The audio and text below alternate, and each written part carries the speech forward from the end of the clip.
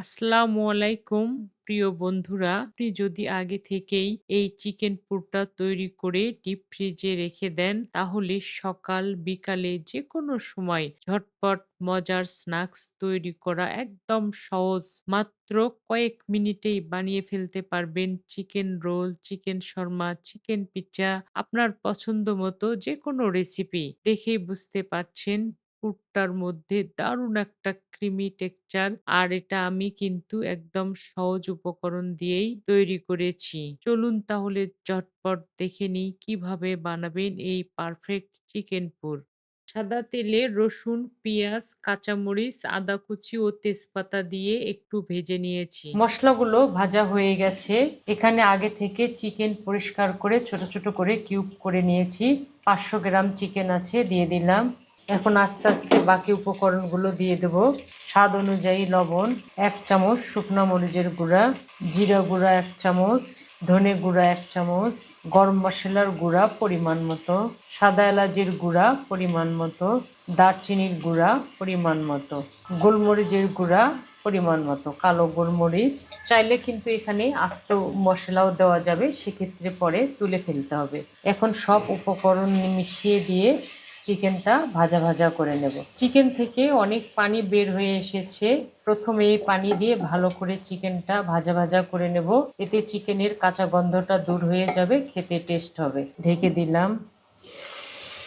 আমি মিডিয়াম জালে 15 মিনিটের মতো চিকেনগুলো ভেজে নিয়েছি। এটা কিন্তু ব্রয়লার চিকেন, প্রায় 90% সিদ্ধ হয়ে গেছে। ধরতে গেলে সিদ্ধ হয়েই গেছে।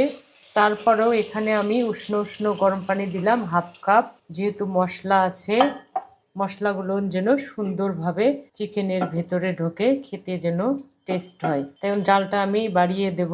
বাড়িয়ে দিয়ে একদম পানিটা নাড়াচাড়া করে শুকিয়ে নেব। একদম মাখো মাখো হয়েছে। এখন আমি বাকি উপকরণগুলো এর ভেতরে দিয়ে দেব, সেই জন্য এরকম মাখো মাখো করলাম। এখন যে উপকরণ মেশাতে চেয়েছিলাম, গাজর দিলাম 1 কাপের মতো। সবজিটা দিলে খেতে অনেক ভালো লাগে, দেখতেও ভালো লাগে। এরপরে দিলাম পাতাকপি কুচি। আর একটা সবজি দেব, ওটা পরে দেব। এখন সবকিছু ভালোভাবে মিশিয়ে আবারও ভাজা ভাজা করব। পাতাকপি আর গাজর সুন্দরভাবে মাংসের সঙ্গে মিশে গেছে।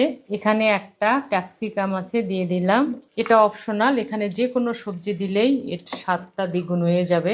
এখন ক্যাপসিকামটা একটু নরম হওয়া পর্যন্ত আবারও ভেজে নেব। ক্যাপসিকামগুলো নরম হয়ে গেছে। এখন জালটা একটু কমিয়ে দেব, এগুলো সাইড করে নেব।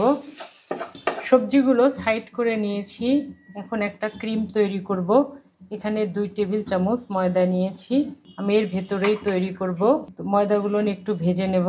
ময়দা একদম ভাজতে ভাজতে ঝরঝরে হয়ে গেছে, হালকা একটা কালার চলে এসেছে।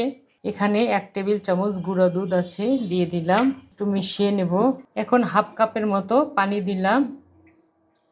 সঙ্গে সঙ্গে সবকিছু ভালোভাবে মিশিয়ে নিতে হবে, তাহলে একটা ক্রিমি ক্রিমি ভাব আসবে পুরের ভেতরে। একটু মিষ্টি মিষ্টি ভাব আনার জন্য 1 থেকে 2 চামচ চিনি দিলাম, জিহ্বার যেন একটু মিষ্টি মিষ্টি ভাব লাগে। সব কিছু ভালোভাবে মিশিয়ে নেব।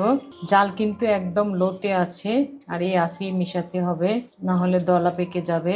ফ্লেভারটা আরও সুন্দর করার জন্য হালকা হালকা একটু ঝাল মিষ্টি লাগবে জিহ্বাতে, সেজন্য একটু শুকনো মরিচের গুঁড়া দিলাম সামান্য। সব কিছু ভালোভাবে মিশিয়ে নিলেই আমাদের পুরটা রেডি হয়ে যাবে। পুরটা রেডি হয়ে গেছে, জালটা বন্ধ করে দিলাম, ঢেকে রাখলাম। ওদিকে ময়দাটাও অ্যাক্টিভ হয়ে গেছে। সব কিছু মিশিয়ে নিয়েছি, হয়ে গেছে আমার চিকেন পুর। দেখুন কত সুন্দর হয়েছে এই পুরটা। এই পুরটা দিয়ে রোল তৈরি করতে পারবেন, বার্ন তৈরি করতে পারবেন, যে কোনো স্ন্যাক্স তৈরি করতে পারবেন। খেতে কিন্তু একদম অমৃতর মতো লাগবে। তো আশা করি আমার এই ক্রিমি চিকেন পুরটা আপনাদের ভালো লেগেছে। আমি একদম সহজভাবে তৈরি করেছি।